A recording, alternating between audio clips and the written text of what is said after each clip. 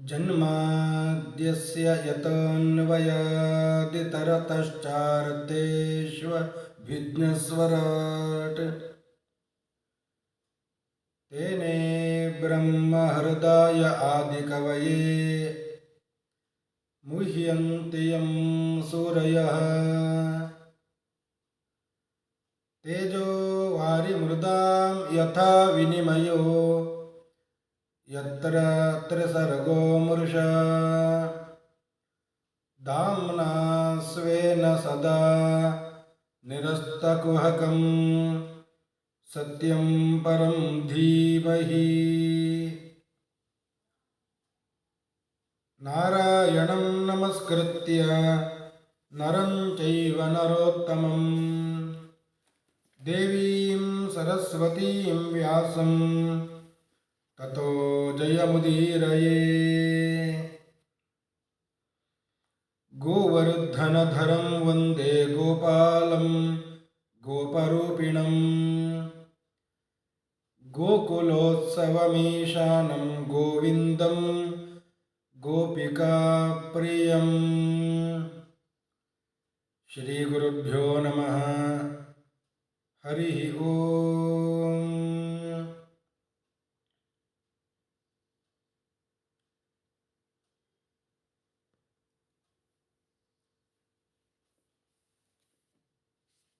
ಮೈತ್ರೇಯರು ವಿದುರನಿಗೆ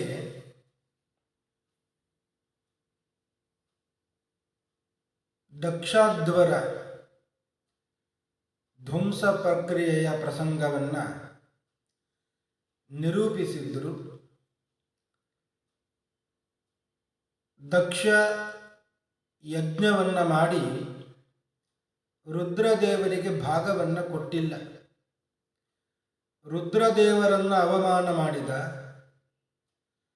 ಆ ಕಾರಣದಿಂದಲೇ ಅವನ ತಲೆಯೇ ಹೋಯಿತು. ಯಾವಾಗ ರುದ್ರದೇವರಿಗೆ ಆಹುತಿಯನ್ನು ಕೊಡಲಿಲ್ಲವೋ ಭಗವಾನ್ ಮಹಾವಿಷ್ಣುವು ಕೂಡ ಯಾಗಕ್ಕೆ ಬಂದಿದ್ದಿಲ್ಲ. ಆ ಕಾರಣದಿಂದಲೇ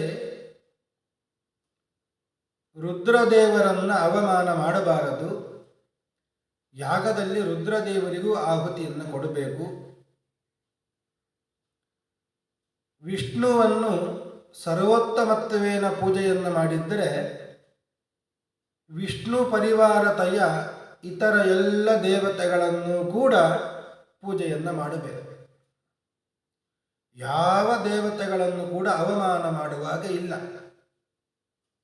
ಇದು ಪುರಾಣದ, ಮಹಾಭಾರತದ, ವೇದದ ಆಶಯ. ಇದನ್ನು ನಮಗೆ ತಿಳಿಸಿಕೊಟ್ಟವರು ಮಧ್ವಗುರುಗಳು.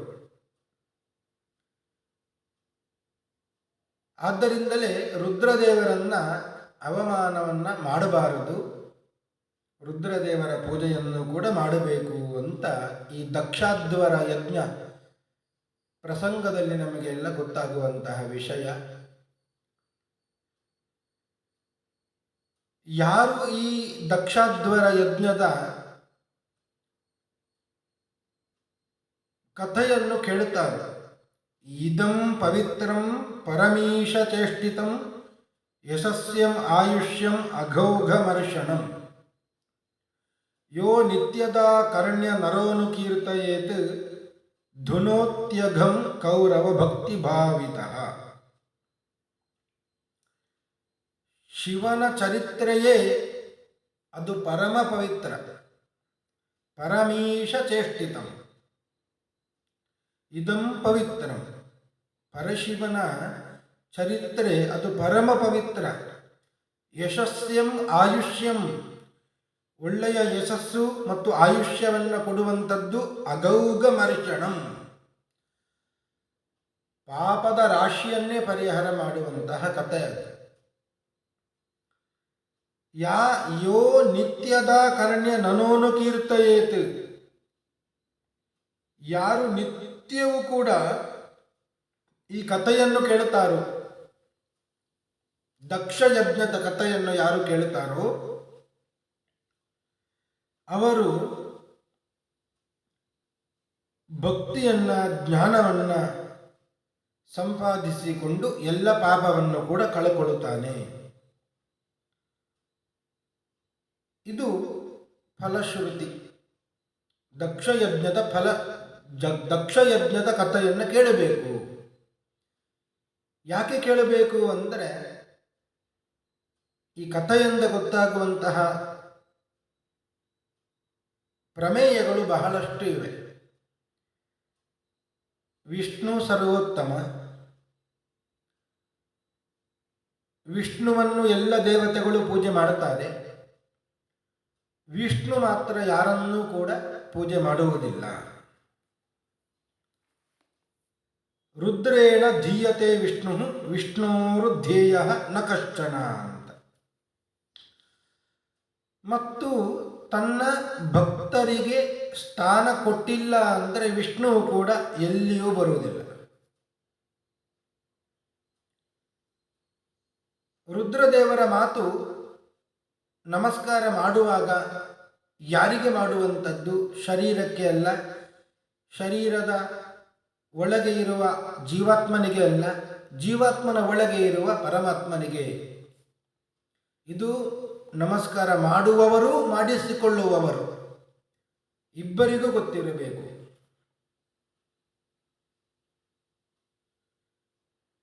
ಹೀಗೆ ಬಹಳಷ್ಟು ಪ್ರಮೇಯಗಳು ಈ ಕಥೆಯಲ್ಲಿ ನಮಗೆ ಬರುತ್ತದೆ. ಆದ್ದರಿಂದಲೇ ಪರಮ ಪವಿತ್ರವಾದಂತಹ ಕಥೆ ಇದು. ಪಾಪವನ್ನು ಪರಿಹಾರ ಮಾಡುವಂತಹ ಕಥೆ. ಈ ಕಥೆಯಲ್ಲಿ ದಕ್ಷನ ಮಗಳು ದಾಕ್ಷಾಯಣಿ, ಅವಳು ತನ್ನ ಗಂಡನಿಗೆ ಆದ ಅವಮಾನವನ್ನು ತಡೆಕೊಳ್ಳಿಕ್ಕೆ ಸಾಧ್ಯ ಆಗದೆ ಯೋಗಾಗ್ನಿಯಿಂದ ಆ ದಕ್ಷನಿಂದ ಬಂದಂತಹ ಶರೀರವನ್ನು ತ್ಯಾಗ ಮಾಡಿದ್ಳು. ಅಗ್ನಿಯಲ್ಲಿ, ಯೋಗಾಗ್ನಿಯಲ್ಲಿ ಆಹುತಿಯನ್ನಾಗಿ ಕೊಟ್ಟಳು. ಮತ್ತೆ ಎಲ್ಲಿ ಬಂದ್ಲು?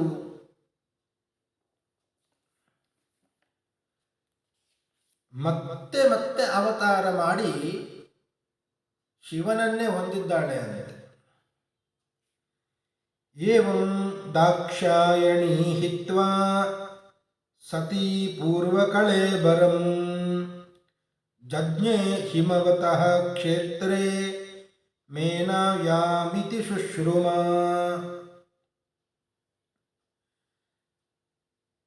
ದಕ್ಷನಿಂದ ಬಂದ ಶರೀರವನ್ನು ತ್ಯಜಿಸಿ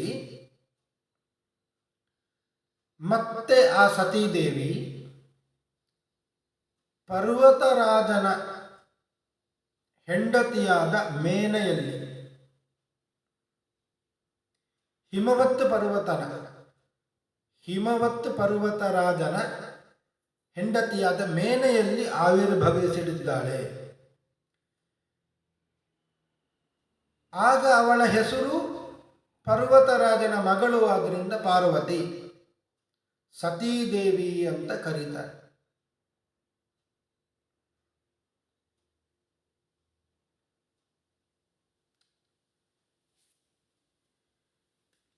ಮೇನೆಯಲ್ಲಿ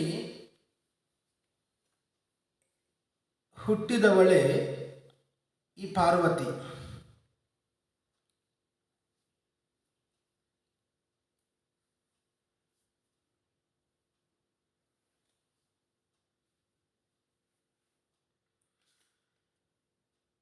ಆ ಪಾರ್ವತಿ ಹಿಮವತ್ ಪರ್ವತರಾಜನ ಮಗಳಾಗಿ ಹುಟ್ಟಿ ಮತ್ತೆ ಯಾರನ್ನೂ ಮದುವೆ ಆಗಿದ್ದಲ್ಲ, ಮತ್ತೆ ಶಿವನನ್ನೇ ತಪಸ್ಸು ಮಾಡಿ ಮದುವೆ ಆದ್ಲು.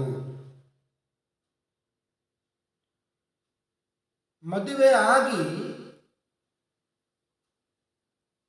ಅವರಿಬ್ಬರಿಗೂ ಕೂಡ ಒಬ್ಬ ಮಗ ಹುಟ್ಟುತ್ತಾನೆ. ಅವನೇ ಸ್ಕಂದ ಅಂತ.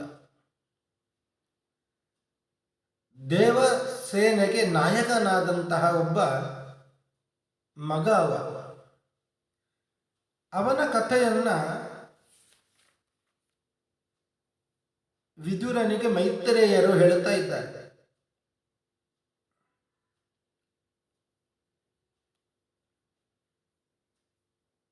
ಏನು ಅದು ಕಥೆ?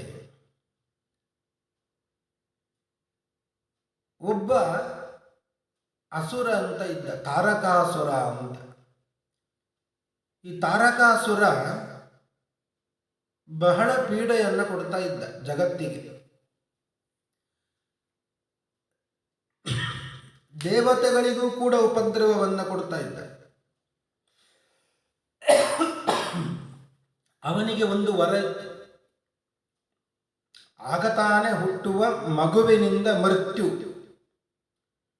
ಹೊರತು ಮತ್ತೆ ಯಾರಿಂದಲೂ ಅವ ಸಾಯುವವನಲ್ಲ. ಇದು ಅವನಿಗೆ ವರ.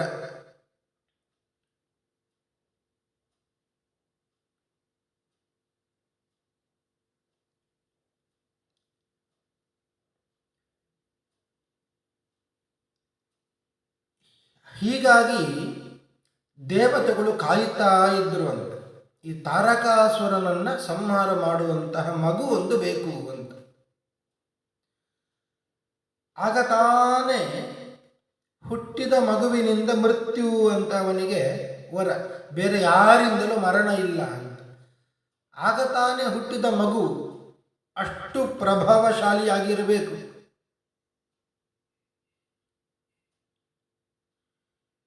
ಯಾರಿದ್ದಾರೆ? ಅದೂ ಕೂಡ ಅವ ಕೇಳಿದ್ದು ವರ ಹಾಗೆ. ಈಶ್ವರ ಪಾರ್ವತಿಯರಿಗೆ ಹುಟ್ಟಿದ ಮಗು ಆಗಿರಬೇಕು ಅಂತ ಅವ ತಿಳ್ಕೊಂಡಿದ್ದ. ಈಶ್ವರ ಮತ್ತು ಪಾರ್ವತಿ ಅವರು ಒಟ್ಟಾಗಲಿಕ್ಕೆ ಸಾಧ್ಯವೇ ಇಲ್ಲ ಅಂತ. ಯಾಕೆ ಅಂದರೆ ರುದ್ರದೇವರನ್ನ ಮದುವೆಯಾದಂತಹ ಸತೀದೇವಿ ಶರೀರ ತ್ಯಾಗ ಮಾಡಿ ಆಗಿದೆ. ಆದ್ದರಿಂದ ಇನ್ನೂ ಅವರಿಗೆ ಮಕ್ಕಳಾಗಲಿಕ್ಕೆ ಸಾಧ್ಯ ಇಲ್ಲ. ಮೃತ್ಯು ಬಂದರೂ ಮಗುವಿನಿಂದ ಆ ಮಗು ಕೂಡ ರುದ್ರದೇವರ ಮಗು ಆಗಿರಬೇಕು, ಸತೀದೇವಿಯ ಮಗು ಆಗಿರಬೇಕು ಅಂತ ವರ ಕೇಳಿಲ್ಲ.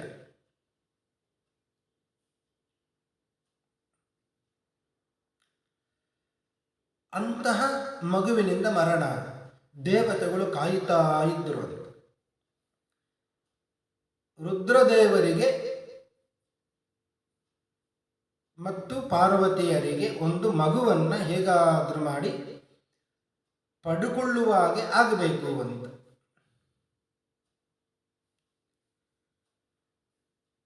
ಸತೀದೇವಿ ಶರೀರ ತ್ಯಾಗ ಮಾಡಿ ಪರ್ವತರಾಜನ ಹೆಂಡತಿ ಮೇನೆಯಲ್ಲಿ ಪಾರ್ವತಿಯಾಗಿ ಹುಟ್ಟುತ್ತಾಳೆ.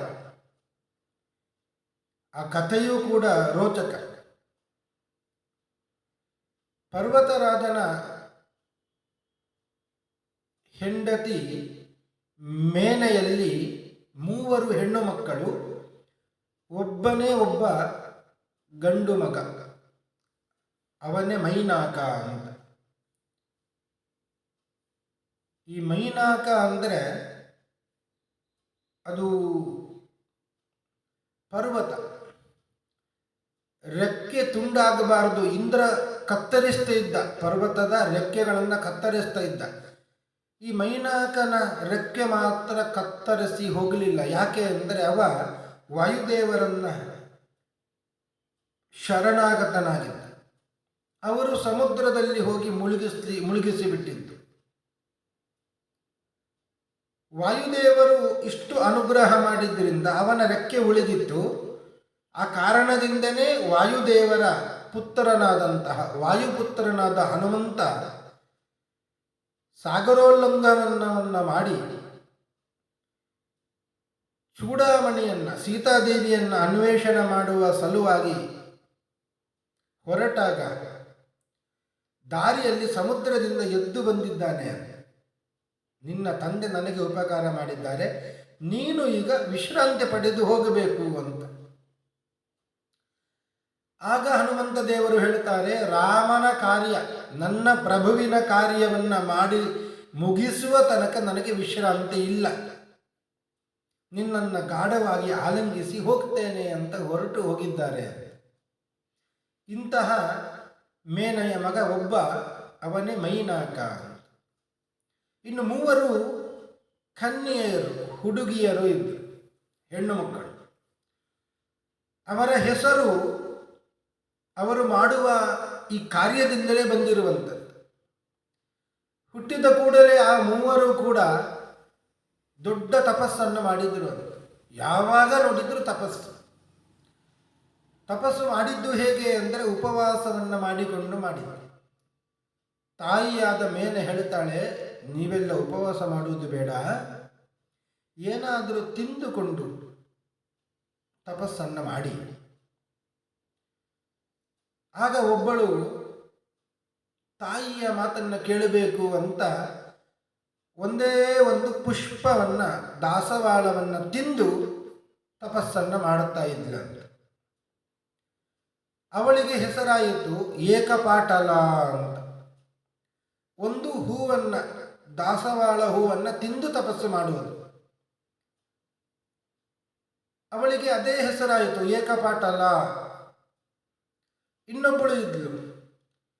ಆ ಮಗಳು ಮಾತ್ರ ತಾಯಿಯ ಮಾತಿಗೆ ಬೆಲೆಯನ್ನು ಕೊಟ್ಟವಳಾಗಿ, ಹೂ ಬೇಡ, ಒಂದು ಎಲೆಯನ್ನು ತಿನ್ನುತ್ತೇನೆ ಸಾಕು ನನಗೆ ಅಂತ ಒಂದೇ ಒಂದು ಪರ್ಣವನ್ನು ತಿನ್ನುತ್ತಾ ಇದ್ಲು. ಅವಳಿಗೆ ಹೆಸರಾಯಿತು ಏಕಪರ್ಣ ಅಂತ. ಏಕಪರ್ಣ. ಇನ್ನೊಬ್ಬಳು ಇದ್ಲು. ಅವಳು ಏನು ಬೇಡ ಅಂತ ತಾಯಿ ಎಷ್ಟು ಒತ್ತಾಯ ಮಾಡಿದ್ರು ಏನೂ ಬೇಡ, ಹೂವನ್ನು ತಿನ್ನುವುದೇ ಇಲ್ಲ. ಇನ್ನೊಬ್ಬಳು ಎಲೆ ತಿಂದಿದ್ದಾಳೆ, ನಾನು ಎಲೆಯನ್ನೂ ಕೂಡ ತಿನ್ನುವುದಿಲ್ಲ ಅಂತ ಹೇಳಿ ತಪಸ್ಸು ಮಾಡಿದ್ಳು. ಅವಳಿಗೆ ಹೆಸರಾಯಿತು ಅಪರ್ಣ ಅಂತ. ಒಂದು ಎಲೆಯನ್ನೂ ಕೂಡ ತಿನ್ನಲಿಲ್ಲ ಅಂತ. ನಾ ವಿದ್ಯತೆ ಪರ್ಣ, ಒಂದು ಎಲೆ ಕೂಡ ತಿನ್ನಲಿಲ್ಲ, ಆದ್ದರಿಂದ ಅಪರ್ಣ ಅಂತ. ಮತ್ತೆ ತಾಯಿ ಅವಳನ್ನು ಯಾವಾಗಲೂ ಕರೆದು ಕರೆದು ಕರೆದು, ಹಾಗೆ ಮಾಡಬೇಡ, ಉಪವಾಸ ಮಾಡಬೇಡ ಅಂತ ಹೇಳ್ತಾ ಇದ್ಲಂತ. ಮಗಳೇ, ಉಪವಾಸ ಮಾಡಬೇಡ ಅಂತ. ಉ ಮಾ ಅಂತ. ಉ ಅಂದರೆ ಮಗಳು ಅಂತ ಅರ್ಥ ಸಂಸ್ಕೃತದಲ್ಲಿ. ಮಾ ಅಂದರೆ ಬೇಡ ಅಂತ. ಮಗಳೇ ಅಂತ ಕರೆಯುವುದು, ಉಪವಾಸ ಮಾಡಬೇಡ ಅಂತ ಹೇಳುದು. ಉ ಮಾ ಅಂತ. ಹೀಗೆ ಯಾವಾಗಲೂ ಹೇಳ್ತಾ ಇದ್ದಿದ್ದರಿಂದ ಆ ಅಪರ್ಣೆಗೆ ಇನ್ನೊಂದು ಹೆಸರಾಯಿತು ಉಮಾ ಅಂತ. ಆ ಉಮಾನೇ ಈ ಪಾರ್ವತಿ. ಇನ್ನೊಂದು ಹೆಸರು ಕೂಡ ಬಂತು, ಪರ್ವತರಾಜನ ಮಗಳು ಆದ್ದರಿಂದ ಪಾರ್ವತಿ ಎಂದು. ಅಂತೂ ಸತೀದೇವಿ ಶರೀರ ತ್ಯಾಗವನ್ನು ಮಾಡಿ ಪರ್ವತರಾಜನ ಹೆಂಡತಿಯಾದ ಮೇನೆಯಲ್ಲಿ ಆವಿರ್ಭವಿಸಿದ್ದಾಳೆ. ಅವಳು ರುದ್ರದೇವರನ್ನ ಕುರಿತು ತಪಸ್ಸು ಮಾಡಿದ್ದಾಳೆ. ಹುಟ್ಟಿದ ಕೂಡಲೇ ತಪಸ್ಸು ಪ್ರಾರಂಭ ಆಗಿದೆ. ಈ ಕಡೆ ರುದ್ರದೇವರು ಕೂಡ ತಪಸ್ಸು ಪ್ರಾರಂಭ ಮಾಡಿದ್ದಾರೆ. ರುದ್ರದೇವರ ತಪಸ್ಸು, ಈ ಸತೀದೇವಿ ಪರ್ವತರಾಜನ ಮಗಳಾಗಿ ಆವಿರ್ಭವಿಸಿದ್ದಾಳೆ. ಆ ಪರ್ವತರಾಜನ ಮಗಳಾದ ಪಾರ್ವತಿಯೇ ತನ್ನ ಪತ್ನಿ ಆಗಬೇಕು ಅಂತ. ಈ ಪಾರ್ವತಿ ತಪಸ್ಸು ಮಾಡುವುದು, ನನಗೆ ರುದ್ರದೇವರೇ ಗಂಡನಾಗಬೇಕು ಅಂತ. ಹೀಗೆ ಪರಸ್ಪರ ತಪಸ್ಸು ಮಾಡಿ ಅವರಿಬ್ಬರು ಒಂದಾದರು.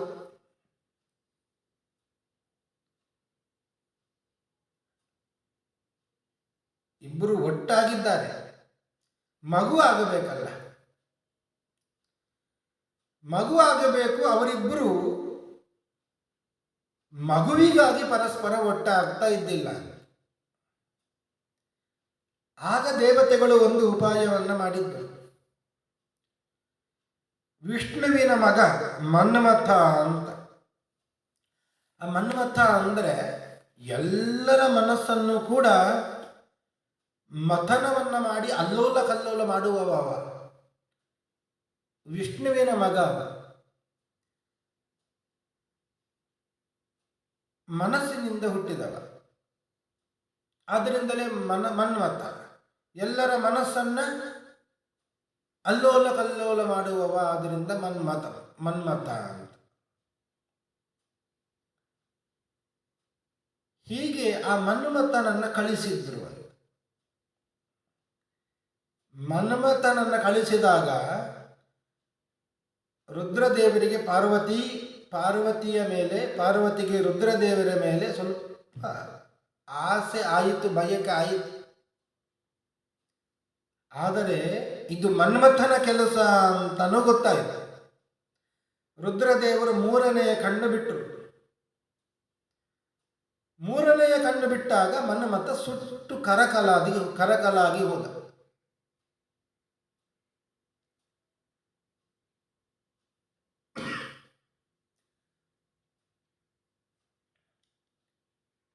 ಇನ್ನೇನು ಅವರಿಬ್ಬರು ಒಟ್ಟಾಗಬೇಕಿತ್ತು. ಅಷ್ಟರಲ್ಲಿ ಮನ್ಮಥ ಈಶ್ವರನ ಕೋಪಕ್ಕೆ ಮೂರನೆಯ ಕಣ್ಣಿನ ಅಗ್ನಿಗೆ ತುತ್ತಾಗಿ ಬಿಟ್ಟ.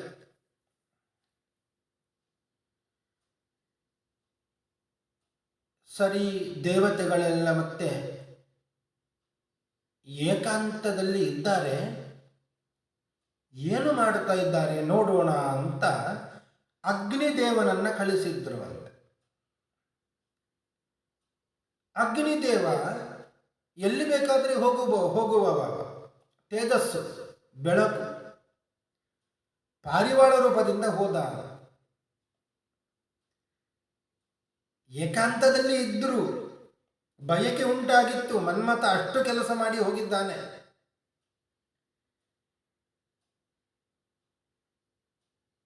ಪಾರ್ವತೀ ದೇವಿಯರಿಗೆ ಗೊತ್ತಾಯಿತು ಅಗ್ನಿ ಬಂದಿದ್ದಾನೆ ಅಂತ. ಸ್ವಲ್ಪ ನಾಚಿಕೆ ಆಯಿತು. ರುದ್ರದೇವರ ತೇಜಸ್ಸನ್ನ, ರೇತಸ್ಸನ್ನ ಪಾರ್ವತೀ ದೇವಿಯರು ಧರಿಸಲಿಲ್ಲ. ಅಗ್ನಿ ಬಂದು ಏಕಾಂತಕ್ಕೆ ಭಂಗ ಮಾಡಿಬಿಟ್ಟ. ಏನಾಗಿದೆ ನೋಡಬೇಕಂತ ಬಂದವ.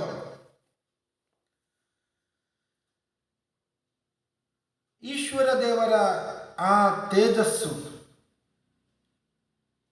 ವೀರ್ಯ, ಅದು ಅಗ್ನಿದೇವರ ಕೈಗೆ ಬಿತ್ತು. ಅಗ್ನಿದೇವರು ಅದನ್ನು ಧರಿಸಿಕೊಂಡ್ರು. ಸ್ವಲ್ಪ ಹೊತ್ತು ಮಾತ್ರ, ಸಾಧ್ಯ ಆಗಲಿಲ್ಲ ಅವರಿಗೆ. ಅವರು ತೆಗೆದುಕೊಂಡು ಹೋಗಿ ಅದನ್ನ ಗಂಗಾ ನದಿಯಲ್ಲಿ ಹಾಕಿದರು.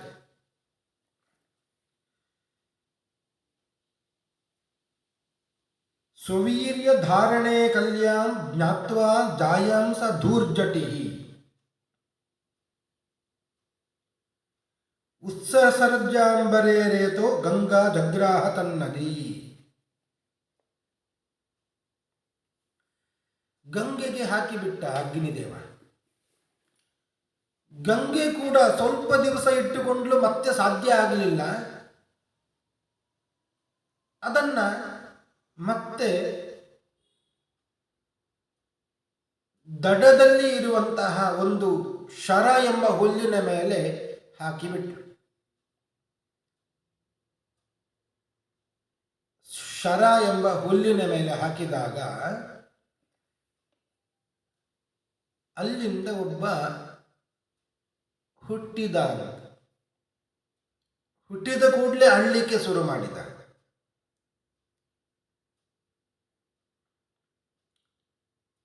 ಜೊಂಡು ಹುಲ್ಲಿನ ಮೇಲೆ ಒಂದು ಮಗು ಬಂತು. ಅವನಿಗೆ ಹೆಸರು ಕುಮಾರ. ಕೃತ್ತಿಕಾ ದೇವಿಯರು ಬಂದರು. 6 ಮಂದಿ ಕೃತ್ತಿಕಾ ದೇವಿಯರು. ಅವರು ಬಂದು ಹಾಲನ್ನು ಕುಡಿಸಿದ್ರು ಅಂತ. 6 ಮಂದಿ ಇದ್ದಾರೆ. 6 ಮಂದಿ ಇರುವಾಗ ಈ ಒಂದು ಮಗು 6 ದೇವಿಯರ ಎದೆಯ ಹಾಲನ್ನು ಕುಡಿಯಿತು. ಹೇಗೆ ಕುಡಿಯಿತು? 6 ಮುಖಗಳನ್ನಾಗಿ ಮಾಡಿಕೊಂಡಿತು ಅಂತ. 6 ಮುಖವನ್ನ ಮಾಡಿತು, ಹಾಲು ಕುಡಿಯಿತು.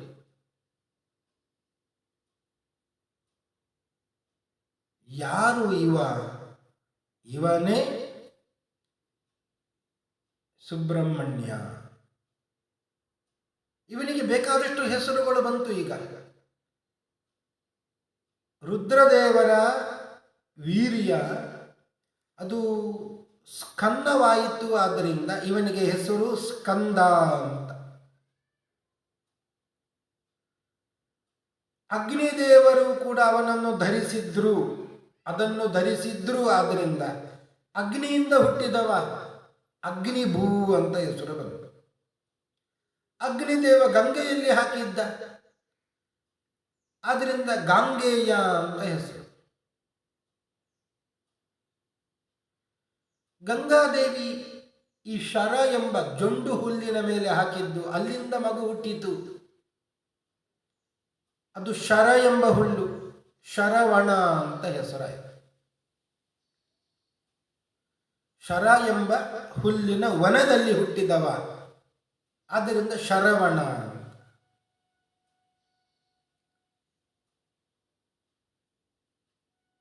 ಹುಟ್ಟಿದ ಕೂಡಲೇ ಅವನಿಗೆ ಹೆಸರು ಬಂತು ಕುಮಾರ.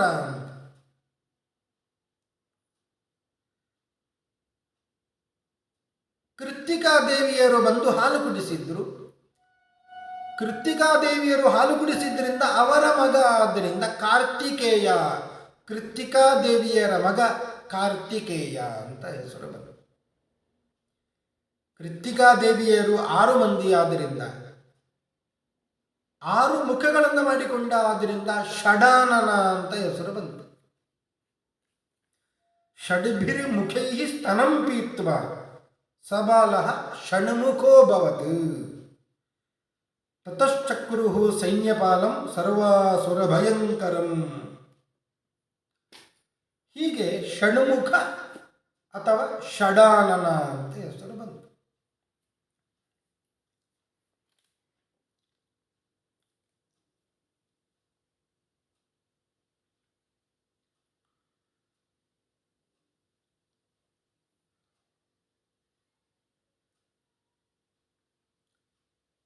ಈ ಷಡಾನನನ್ನ, ಸ್ಕಂದನನ್ನ ದೇವತೆಗಳೆಲ್ಲ ಸೇರಿ ದೇವಸೇನೆಗೆ ನಾಯಕನನ್ನಾಗಿ ಮಾಡಿದ್ರು. ಒಬ್ಬ ಈಟಿಯನ್ನು ಕೊಟ್ಟ,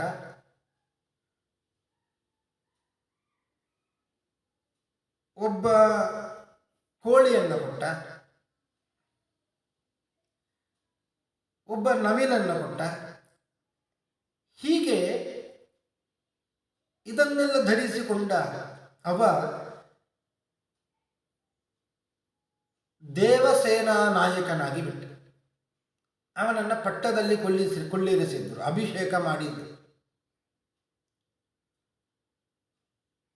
ಕೂಡಲೇ ತಾರಕಾಸುರ ಯುದ್ಧಕ್ಕೆ ಬಂದ. ಆಗ ಯುದ್ಧವನ್ನು ಮಾಡಿ ಈ ಕುಮಾರ ತಾರಕಾಸುರನನ್ನು ಕೊಂದ.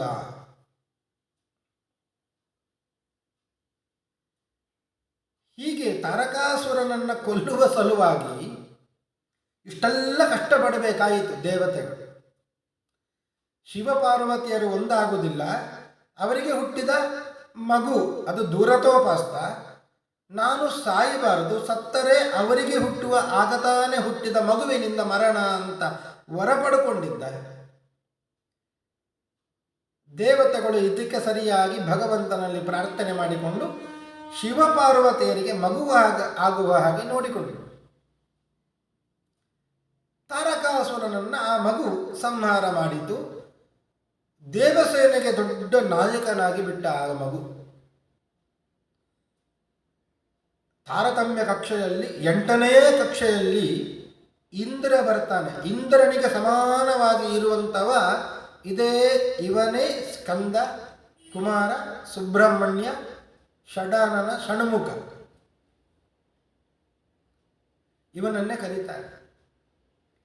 ಇವ 3 ತ್ರಿಮೂರ್ತಿಗಳ ಮಗುವಾಗಿ ಕೂಡ ಇದ್ದಾನೆ. ಮೊದಲು ಮನ್ಮಥನಾಗಿ ವಿಷ್ಣುವಿನಿಂದಲೇ ಜನಿಸಿದವ. ಮತ್ತೆ ಸುಟ್ಟು ಹೋದ ಮೇಲೆ ಆ ಮನ್ಮಥನ ಹೆಂಡತಿ ರತಿದೇವಿ ಮತ್ತೆ ರುದ್ರದೇವರಲ್ಲಿ ಪ್ರಾರ್ಥನೆ ಮಾಡಿಕೊಂಡ್ಳು. ಮತ್ತೆ ರುದ್ರದೇವರಿಂದಲೇ ಹುಟ್ಟಿದ ಅವನೇ ಸ್ಕಂದನಾದ.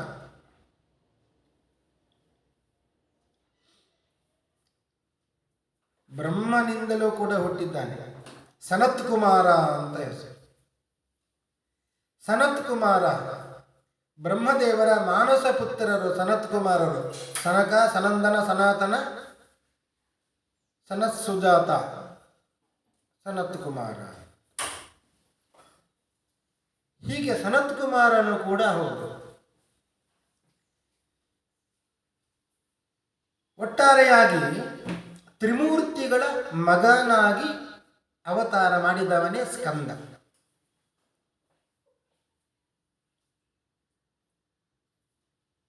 ಹೀಗೆ ರುದ್ರದೇವರು ಮತ್ತು ಪಾರ್ವತಿಯರಿಗೆ ಹುಟ್ಟಿದವ ಈ ಸುಬ್ರಹ್ಮಣ್ಯ ಸ್ಕಂದ ಅಂತ. ಈ ಸ್ಕಂದನೇ ಮತ್ತೆ ಕೃಷ್ಣನ ಮಗನಾಗಿ ಕೂಡ, ಪ್ರದ್ಯುಮ್ನಾಗಿ ಕೂಡ ಅವತಾರ ಮಾಡ್ತಾನೆ. ರಾಮಾಯಣ ಕಾಲದಲ್ಲಿ ಇದೇ ಪ್ರದ್ಯುಮ್ನ, ಇದೇ ಕಾಮ ಭರತನಾಗಿಯೂ ಕೂಡ ರಾಮನ ಸಹೋದರನಾಗಿ ಅವತಾರ ಮಾಡಿದ್ದಾನೆ. ಈ ಕಥೆಯನ್ನ ಮೈತ್ರೇಯರು ವಿದುರನಿಗೆ ಹೇಳಿದರು. ದಕ್ಷಯಜ್ಞದಲ್ಲಿ ಸತೀದೇವಿಯರು ಶರೀರವನ್ನು ತ್ಯಾಗ ಮಾಡಿದ ಮೇಲೆ ಮತ್ತೆ ಪರ್ವತರಾಜನಿಗೆ ಮೇನೆಯಲ್ಲಿ ಅಪರ್ಣೆಯಾಗಿ, ಉಮೆಯಾಗಿ, ಪಾರ್ವತಿಯಾಗಿ ಹುಟ್ಟಿದಂತಹ ಸತೀದೇವಿ ರುದ್ರದೇವರಿಂದ ಈ ಸುಬ್ರಹ್ಮಣ್ಯನನ್ನ, ಸ್ಕಂದನನ್ನ ಮಗನಾಗಿ ಪಡೆದು ಆ ಸ್ಕಂದ ತಾರಕಾಸುರನನ್ನು ಸಂಹಾರ ಮಾಡಿದ ಕತೆ. ಇದನ್ನು ವಿದುರನಿಗೆ ಮೈತ್ರೇಯರು ತಿಳಿಸಿದ್ರು ಎಂಬಲ್ಲಿಗೆ ಇವತ್ತಿನ ಈ ಉಪನ್ಯಾಸವನ್ನು ಮುಗಿಸ್ತಾ ಇದ್ದೇನೆ. ಶ್ರೀ ಕೃಷ್ಣಾರ್ಪಣಮಸ್ತು. ಹರಯೇ ನಮಃ.